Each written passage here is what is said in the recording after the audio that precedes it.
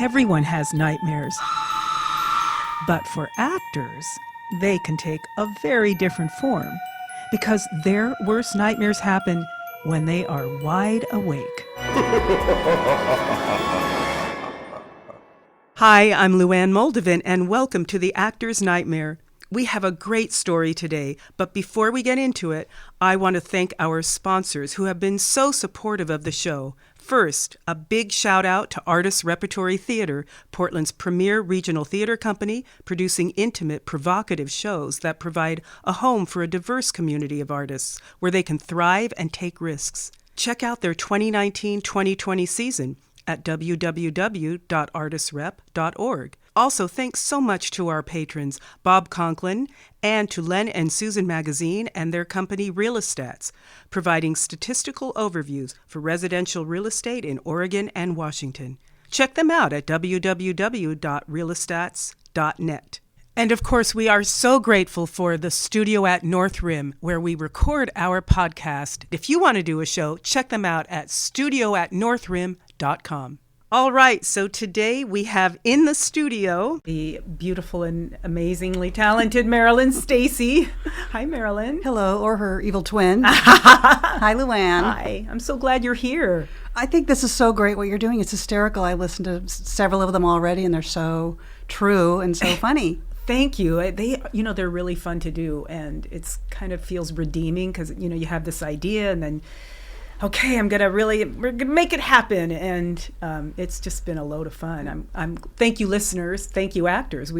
They're equally important. Mm-hmm. Yeah. So what's funny is I remember when I first moved to Los Angeles, I lived in Eagle Rock, which I didn't know where I was. Right, this is L.A. Okay, and it was near Occidental. Yes. And I always remembered when I met you that you went to Occidental, didn't you? Yes, I did. I could have been in the White House with Barry Obama because I went the same year that Barack Obama went, although he was Barry then. And I'm sure he sent me all these secret notes and wanted to talk to me, but he was just too shy. And we never met. But you shunned him. It could have been me. I'm sure he had a secret crush on me, saw my plays. Anyway, but yes, they had a great outdoor program every year. Yeah. They did 6 shows outdoors in this beautiful Greek bowl at sunset with a huge eucalyptus grove behind the beautiful Greek seating. And oh my God, it was really a great way to start. I remember seeing that. I went there and walked around and I saw that and I thought, God, this would be exciting to perform in. So it was beautiful. You were there 4 years? No, I was there 2 years and did the summer theater 3 years. Oh, you did? So, yeah, it was really great. We always did a Shaw, a Shakespeare, some chestnut like Skin of Our Teeth. Yeah. Some other stuff. Well, where did you grow up? In Santa Monica, California. That's right. Yeah, I'm in LA. I lived there for a long time in different parts. What part? Do you remember? I'm sure you do. Yeah, 323 Euclid Street, which today is Tommy Essie's house next door. I'm sure. As Bob Dylan's house. Yes. Because now, of course, nobody can afford to live there. That is the toniest area of Santa Monica. Yes. I was on 4th and San Vicente. I know. Oh, there you go. Right? San Do you know Vicente. the stairs? Yes. Were they there then? Yes. They are the thing. People drive from the valley to go do the stairs. But the firemen and the LA Lakers used to do them to warm up, right? And then I did not know that. Sometimes when I was there, I'd see those firemen, and they were unbelievable flying up those stairs. Man. Anyway, I digress. So you grew up there. When did you know that you wanted to get into acting? Well, okay, I'll tell you. When my sisters were doing Skin of Our Teeth Your at sisters Santa were Monica both? High School. No, they were doing props. And it was a dinosaur bone that got me into theater because they had to come up with a dinosaur bone, and they got this huge bone from the butcher, which in those days you had a butcher on Montana Avenue. Yes. And they brought it home and threw it in the oven and left the house. And of course, my mother and father had just remodeled the kitchen. And the dinosaur bone turned the kitchen black with soot and smoke. And the house didn't burn down, but anyway, so that got me really interested in theater. And I saw burning bone? Well, I saw Skin of Our Teeth when I was, 10 or 12 or something, and just loved it. So stuck with it. So high All this school, you time. probably did some Yeah, plays. high school, college. I went to acting school in New York, went to the Circle in the Square there. Did and you? It was really great. Professional acting school is Yeah. like nothing Oh, anywhere yeah. else. And we met lots of people because in those days they'd bring in people that were working on Broadway to talk to us. We had a small class of 25 people, all ages. But, Kevin Kline and Patti Lupone and Sigourney Weaver and, just these great people. Of course, I'm dating myself now because it was the 80s then. Pshaw. But anyway, great So way to learn. did you have to audition to get into Circle in the Square, or was that a school training where you applied? One auditioned. I had You to did audition. have to. And then you're invited back for the second year Oh. if you're lucky. So I was able to Do all 2 do years? 2 years. Yeah, it was great. How fantastic. That's just supreme. It's really great. Well, it gave me a good start, really good start. Yeah, and a lot of great tools. Right. That I'm sure to this day. Well, you benefit learn all you. kinds of technique, and our teachers were people from the actor studio, And so one of my teachers, for instance, you weren't allowed to cross your legs in class because it closed you off. You weren't allowed to cross your arms. You weren't allowed to sneeze. I mean, they were very strict people, but great stories and, good skills. And the lesson was that you develop your own technique, that you make a stew. They told a story about Marilyn Monroe coming into the actor studio, and she was silent for weeks in class, and then when she spoke up and started working, she talked about a stew that you put a little of this, a little of that, and you stir it up and you let it simmer, and then who knows what you get. Yeah. What a beautiful But I remember that metaphor too. from a beautiful artist, Yeah. I think. Yeah. So you ended up in Portland somehow, from New York to Portland? I was back in LA after New York, okay. and I got my heart broken. So my dear friend lived up here, and she took me in for a while, and then I was actually on my way to Seattle, but I really liked Portland. There was a lot going on then, and so I stayed here, and I've been here since. And there's even more going on now. Right. And since I got here, I mean, you have never stopped working, and I had the honor of meeting you and the pleasure of you being involved in the Wild Party, which you were just... That is one of my all-time best experiences. Oh. That was such a beautiful work, beautiful idea for you to put it up live like that, and then just such a great company of people, and it was really great fun. Yeah, I treasure that memory too. We were talking about that earlier, Marilyn, about when you do a show and how people who are not in the theater are not always aware of that kind of very tight familial relationships that develop, that feeling, right, that happens with not all casts, but some certainly, and how you become so close and it's intimate, and the friendship and all of that develops so quickly. It has to. And then when it ends, you've got this grieving period. And as I say, fortunately, it doesn't happen every time because we'd be all a mess. But when it happens, those people are your family for life. I mean, Exactly. I just met Vanna out in the hall, and Yeah. we worked together a couple of times 20 years ago, and we're tight as ever. Is that right? You haven't done anything more recently? With Vanna? No. Wow. See, I wouldn't you do No, something I don't like... think so. Mm-hmm. But actually, secret, Yes. we are going to do something together this season, so that'll be Exciting. fun. Where will that be? We can give a little plug. I cannot say. Oh, not yet. Not yet announced, Okay. so- Well, when you do know, I will announce it. Thank you. So you have two stories today, and one was at a theater where I can't remember the play. You will tell me, but a young person helped you out in the end. Oh, yes. This was at the Old Civic Theater, which did musicals, and this was the last production of the Civic Theater. And it was the Robber Bridegroom, which is one of my favorite shows. And it's a great, wonderful family story about this robber bridegroom who robs, the ingenue. And in the woods, he comes across me and he takes my hairpins. And then he says, give me your bracelet. And then he says, give me your dress. And then he says, give me your underdrawers and give me your shoes and your slippers and, all your petticoats. So in the scene, I'm stuck with absolutely nothing on. And the robber has taken everything. And I say, isn't there something else you want from me? He's like, no, not today. And he takes off. And of course, I'm very disappointed because he's luscious. And it was the luscious Rob Buckmaster, beautiful, beautiful young man who we lost several years ago. Anyway, so the deal was I have no clothes and I have a quick change. I have to get dressed and come back on. So I go off stage right. Wait a minute. Yes. Before you go off stage right, when was this play written about? Well, it was in the 70s, I believe, mid 70s. Barry Bostwick, Patti Lupone. Was Patti Lupone naked on stage? Yes, a few pounds ago. Perhaps. But, so you had to make that decision to agree to do this nudity in this play. Well, yes, but the director was very kind because I said, you let me see what they will see. And so he went up and he took off his clothes and he did the walk as one would see it. It was a big house, thank God, a forgiving house with all that space. But anyway, so, I was very comfortable and, young and strong and all that stuff. So, but this one night, the deal was I go off stage. Can I go on? Yes, please. Thank you. The deal was that I go off and you build a trust with your fellow actors in a company, and you all have responsibilities. You're there for each other, and if something goes wrong, you pick up the pieces and you go on. And every night I went off stage, and Joe Blow was there with my clothes, and I had to quick get them on, and he would help me get them on, and I was great on time for the next entrance. So it's Rose Festival, or Rose Bowl, perhaps. I don't know, some big game on TV, big football game. So I run off stage, and no one's there. Oh, God. And you're naked. They're watching the big game in the dressing room, which is far away. So I have no clothes, no one to help me dress. I don't know where my clothes are because this person who shall remain nameless didn't leave my clothes there for me. No. So I'm getting pretty nervous here, feeling a little exposed, one might say.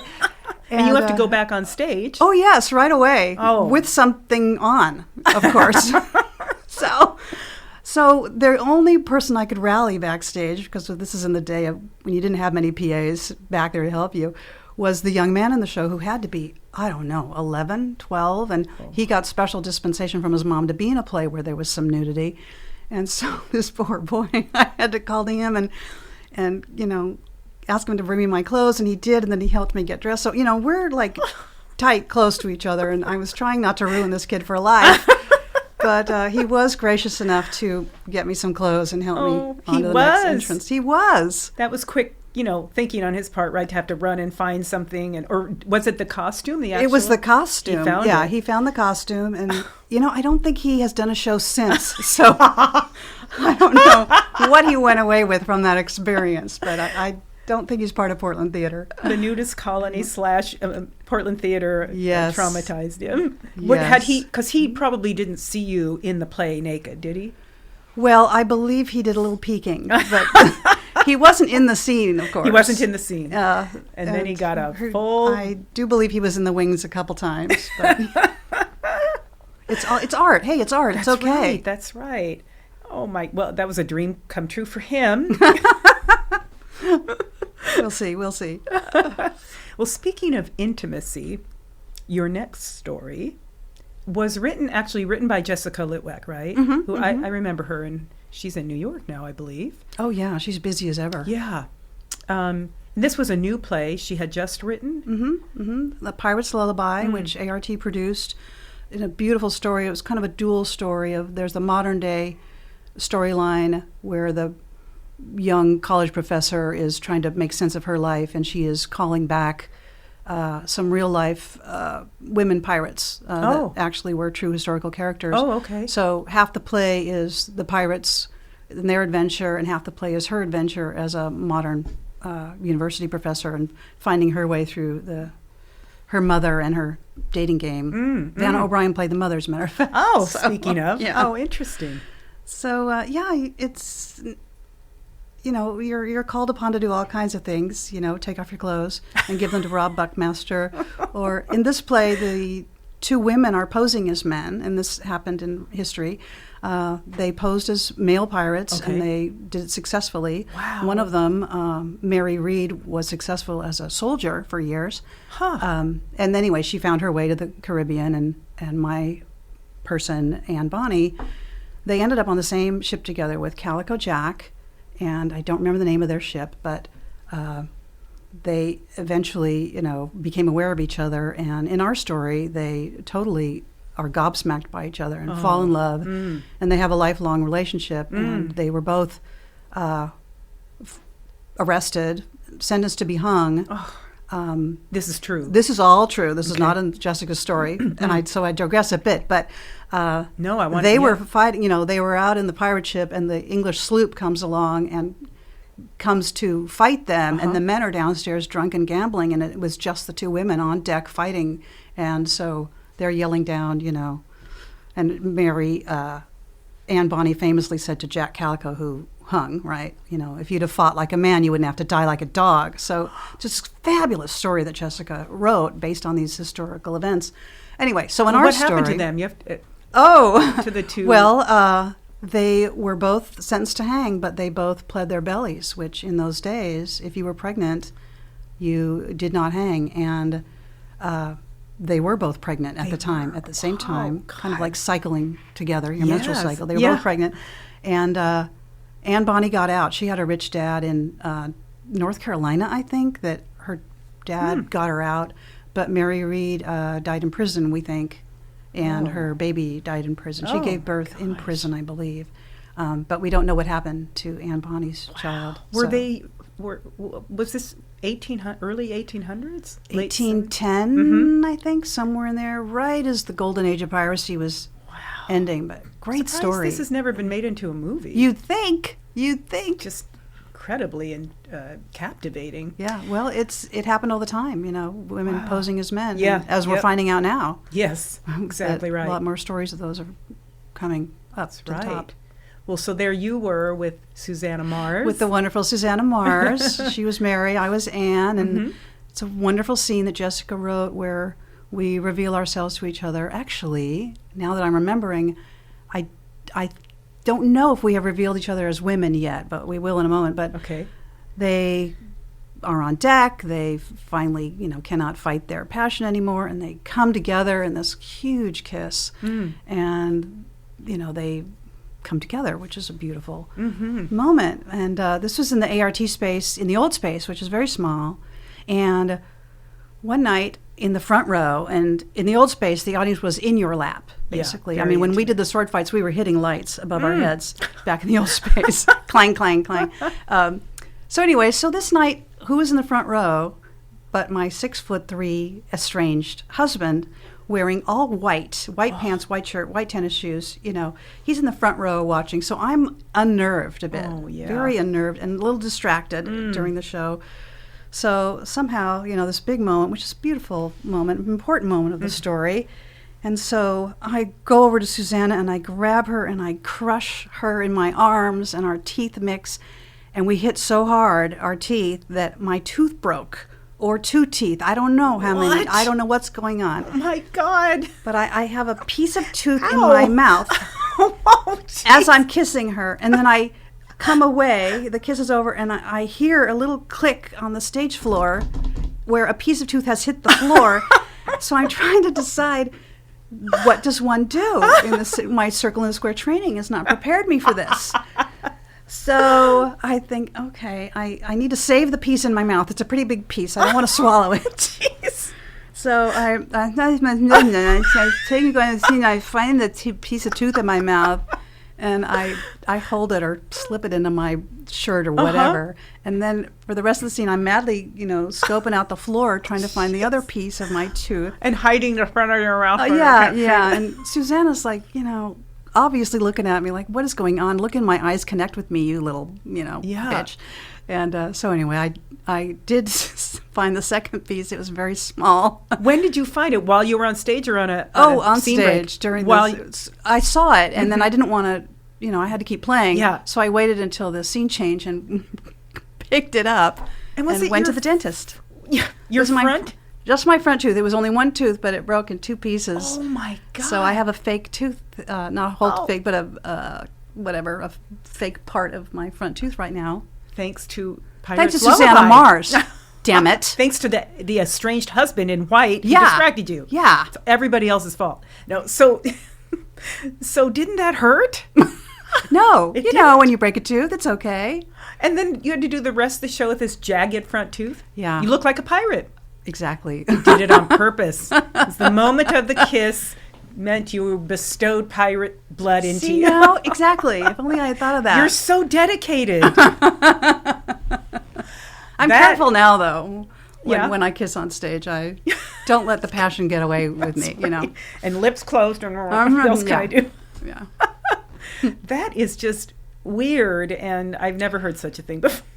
It was pretty surreal. Wow, Marilyn. Well, thank you for calling me in, and thank you for what you're doing, because I think your pieces are hysterical. And it's nice to know people what their stories are. Right? Yeah. Well, and it makes everybody feel, I think, all on a level playing field, because no one goes unscathed, right? You've all been there. Oh, yeah. But it's been great having you. Thanks. Thank you. Thank you so much for tuning into The Actor's Nightmare. If you have a story you'd like to share and want to be on the show, it's really easy. Just record it into your phone and send it in an email to actorsnightmarepodcast@gmail.com. And remember to subscribe to the Actor's Nightmare podcast. You can go to our website at www.actorsnightmarepodcast.com, choose subscribe, and then choose the platform that you like to use to listen to podcasts. Please subscribe if you like what you hear. And again, I want to thank our sponsors, Artist Repertory Theater, Portland's premier regional theater company, and to Bob Conklin, an ardent sponsor of all things theatrical here in Portland. And finally, to Realestats, providing statistical overviews for residential real estate in Oregon and Washington. This is Luann Moldovan. Thanks so much for listening. We'll see you next time on The Actor's Nightmare.